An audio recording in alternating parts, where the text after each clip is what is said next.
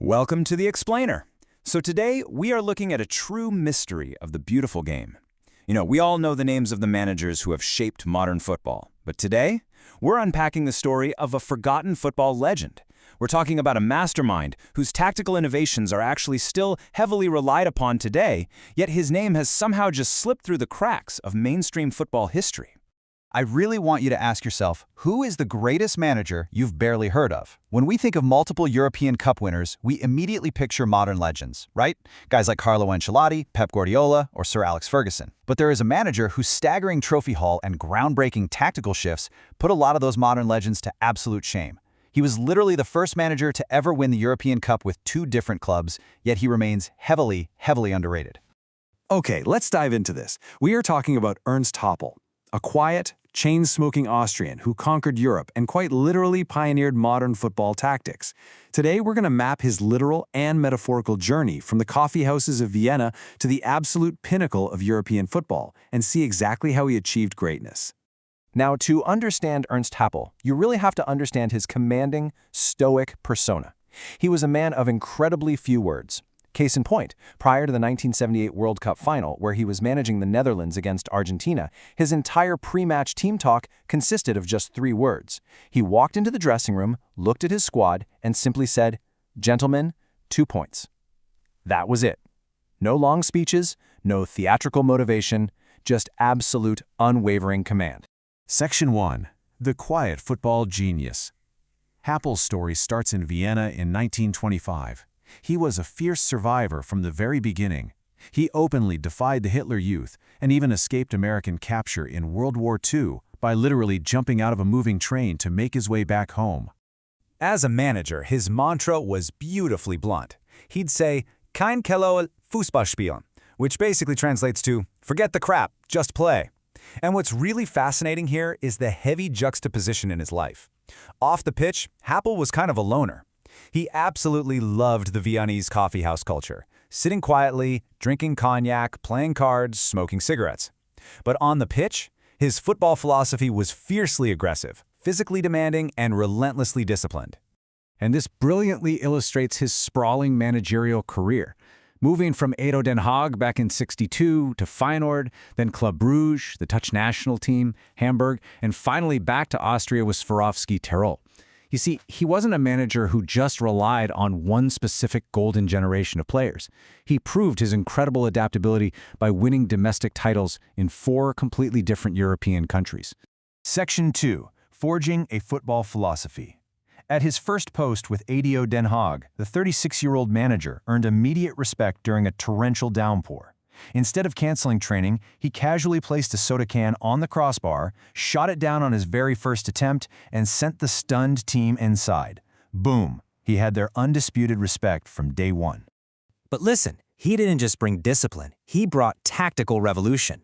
In the 1960s, the default formation across football was a 4-2-4, which was utilized heavily by Rinus Michels at Ajax. But in the 1968 Dutch Cup, Happel pulled off an absolute tactical masterclass. He rolled out an innovative 4-3-3 formation against Ajax, adding that extra man in the midfield frustrated Michels' system entirely, and Happel's Den Haag triumphed. That extra midfielder was a crucial beat in his path to greatness and heavily influenced the birth of total football. Happel's tactics were clearly defined and honestly revolutionary for the time. He demanded a high defensive line so he could utilize a super aggressive offside trap. He wanted his teams to press further up the pitch, just completely suffocating the opposition before they could even settle on the ball. But critically, he was a keen admirer of possession-based football. The logic here was finding the perfect balance. He made sure his teams dictated the game's rhythm and never ever sacrificed attacking flair for defensive solidity. Section 3. Conquering Europe with Feyenoord. In 1969, Happel was appointed manager of Feyenoord, a club that was just desperate to reclaim dominance. He brought his rigorous physical conditioning and instilled a ruthless winning mentality. He demanded total tactical coherence and mental toughness, ensuring every single player understood their specific role to execute his precise vision. And wow, did that vision pay off instantly. In the 1970 European Cup Final in Milan, Feyenoord faced Jock Stein's Celtic, a legendary side who had won the trophy just 3 years prior. Despite going down early in the match, Feyenoord battled back to win 2-1. Guys, this was massive. Happel single-handedly catapulted Dutch football onto the international stage, making Feyenoord the first ever Dutch team to be crowned champions of Europe. At Feyenoord, he quickly secured the European Cup, the Intercontinental Cup, and the Eredivisie title. But constantly seeking a new challenge, he moved over to Club Brugge in Belgium. And here, he used a really unique psychological tactic. He gave his players a low base salary, but tied it to incredibly high win bonuses. It worked flawlessly.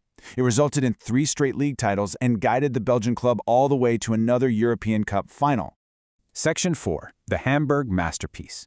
In 1981, Happel arrived in West Germany to manage Hamburg SV.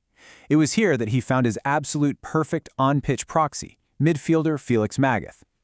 Happel provided the aggressive, compact structure from the sidelines, and Magath interpreted it flawlessly on the pitch. They both essentially viewed football as this grand exercise in territory, pressure, and rhythm. Together, they orchestrated one of the most dominant runs in football history. 36. Think about that for a second. That is the massive number of games Hamburg went unbeaten in the Bundesliga between January 1982 and January 1983. That's basically a whole modern season. This record stood untouched for 3 whole decades. It was the ultimate expression of Happel's tactical composure meeting ruthless execution. And that domestic dominance translated directly to the 1983 European Cup Final in Athens, where Hamburg faced a really formidable Juventus. Happel's tactical genius was on full display here. Step 1, he realized Juventus wanted their dynamic left-back, Cabrini, free to attack. Step 2, Happel strategically switched his forward, Lars Bastrup, out wide to the right. This forced Cabrini to stay back and defend, entirely neutralizing Juventus' attacking threat down that flank. Step 3, Magath scores early and Hamburg secures a 1-0 victory. An absolute masterclass in tactical manipulation. When the final whistle blew, the emotional payoff was unforgettable. Ernst Happel, the quiet, reserved, chain-smoking loner, suddenly broke into a wildly out-of-character dance on the touchline. His players were absolutely stunned. In fact, Hamburg goalkeeper Uli Stein later joked that seeing Happel show that much emotion was as unusual as seeing the Pope in swimwear. Section 5, An Everlasting Football Legacy. So the crucial point is that 1983 victory made Happel the first manager ever to win the European Cup with 2 different clubs. He eventually returned home to manage the Austrian national team, but sadly his lifelong companions of cognac and cigarettes caught up to him, and he tragically passed away from lung cancer in 1992 at just 66 years old. The footballing world mourned deeply. Just 4 days after his death, Austria played a deeply emotional match against their neighbors, Germany. Throughout the entire 0-0 draw, Happel's trademark cap was left resting all alone on the bench in tribute. Soon after, the largest football stadium in Austria, the Praterstadion in Vienna, was officially renamed the Ernst Happel Stadion, ensuring his name would tower over Austrian football forever. Just look at his array of accomplishments. It's absolutely staggering. The first manager to win the European Cup with 2 clubs, league titles in 4 different countries. He led the Netherlands to a World Cup final, and he quite literally pioneered the 4-3-3 formation, heavily influencing the tactical frameworks used by all your favorite modern managers today.